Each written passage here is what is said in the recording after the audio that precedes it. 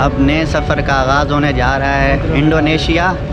और इंडोनेशिया जो है बिल्कुल मेरे लिए नया है, बिल्कुल फ़र्स्ट टाइम मैं जा रहा हूँ इंडोनेशिया।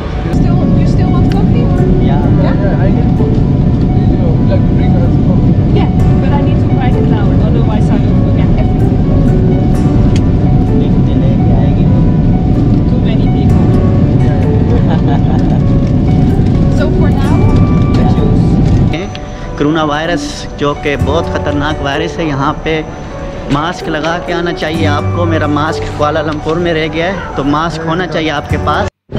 जी फ्रेंड जनाब, तो मैं पहुँच गया था रात को एयरपोर्ट से घर। मैं एक लोकल फ्रेंड के पास रुका हूँ यहाँ जकार्ता में। डिपॉक सिटी के नाम से फेमस है ये जगह। तो एयरपोर्ट से आप किस तरह से जा सकते हैं होटल अपने, और किस तरह से आप इजीली पहुंच सकते हैं, तो वो मैं इंफॉर्मेशन काउंटर पे नहीं जा सका कि मैं आपको इंफॉर्मेशन देता। लेकिन जहाँ तक मुझे मालूमात हासिल हुई हैं, आप बाय बस वहाँ से जा सकते हैं, मेट्रो भी वहाँ से चलती है, ठीक है। उसके अलावा बड़ी सर्विस है ग्रैब टैक्सी आप बुक कर सकते हैं, लाइक क्रीम उबर, ठीक है। मलेशिया में भी यही है, थाईलैंड में भी, और इंडोनेशिया और डिफरेंट प्लेसेस पे। तो ग्रैब के ज़रिए मैं पहुंचा हूँ, लेकिन ये डिपॉक सिटी बहुत दूर है एयरपोर्ट से। मुझे तकरीबन 2 घंटे लगे। कुछ ट्रैफिक की वजह से भी टाइम ज़्यादा लगा, और कुछ टाइम इसलिए ज़्यादा लगा क्योंकि जगह बहुत दूर थी। और तकरीबन मेरे चार्जेस ग्रैब वाले ने बना दिए 3 लाख रुपए। जी, इंडोनेशिया के 3 लाख रुपए चार्जेस बने विद टूल टैक्सेस के साथ।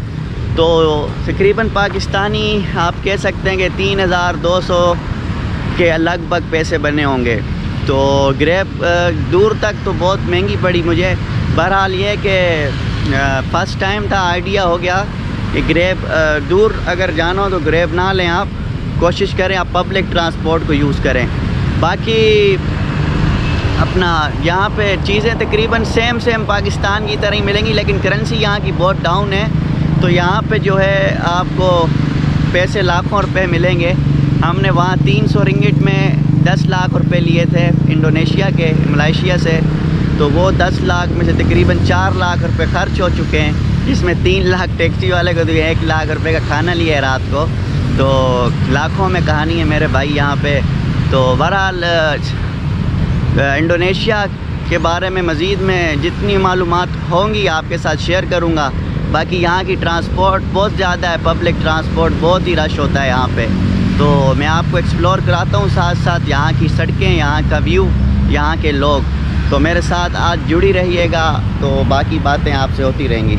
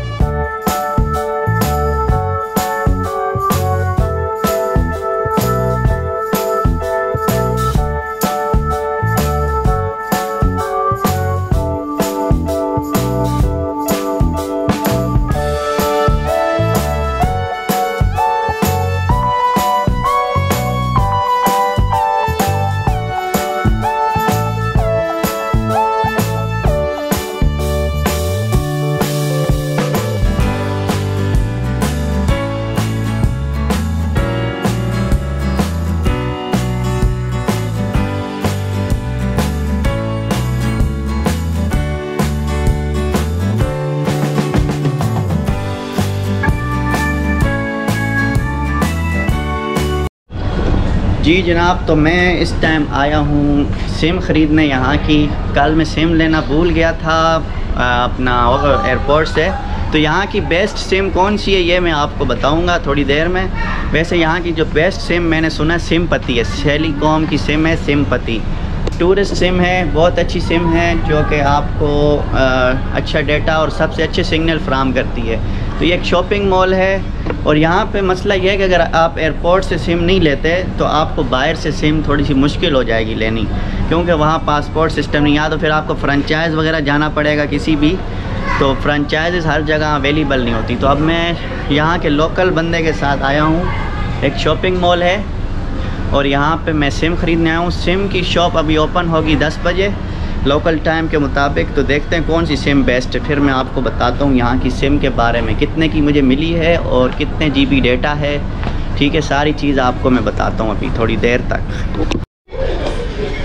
जी जनाब, तो सिम मैंने बाय कर ली है यहाँ की एक सिमपति सिम टेलीकॉम। तो ये सिम मुझे पड़ी है 87,000 रुपये इंडोनेशियन में। तो तकरीबन पाकिस्तानी आप खुद कैलकुलेट कर लें 87,000। इसमें मुझे 5 GB डेटा मिला है। उसमें 2 GB आप ब्राउजिंग कर सकते हैं, 2 GB यूट्यूब यूज़ कर सकते हैं और 1 GB आप व्हाट्सएप वगैरह वीचैट वगैरह यूज़ कर सकते हैं। तो ये है फ्रेंचाइज़ सिमपति टेलीकॉम और सबसे अच्छी सिम है यहाँ की सिमपति। तो जब भी आप आए इंडोनेशिया, सिमपति का नेटवर्क यूज़ करें। इसका नेटवर्क बहुत स्ट्रॉन्ग है, 4G नेटवर्क है। और आपको अगर सस्ती सिम चाहिए तो आप 5 GB तक लें। अगर इससे ज़्यादा आपको डेटा चाहिए 30 GB भी मिल जाएगा, 100 GB 50 GB भी, उस हिसाब से आपको पैसे पे करने होंगे।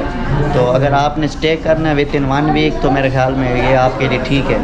अगर आपने स्टे करना है ज़्यादा तो फिर आप ज़्यादा डेटा की सिम ले सकते हैं। तो सिम के बारे में आपको बता दिया है। नेक्स्ट आपको लेके चलते हैं कहीं और।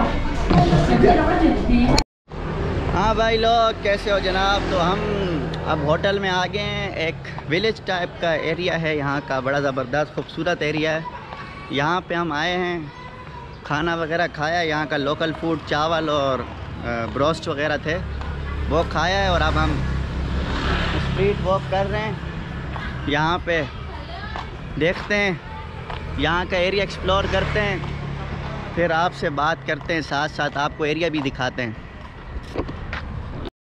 भाई खाना खा के अब जो है हम होटल की तरफ जा रहे हैं। मैं आपको अपना होटल दिखाता हूँ, यहाँ का किस तरह का होटल है, कितने में मुझे मिला है और किस तरह का रूम है। यह है होटल हमारा ओयो ओयो ओयो। ये फेमस होटल है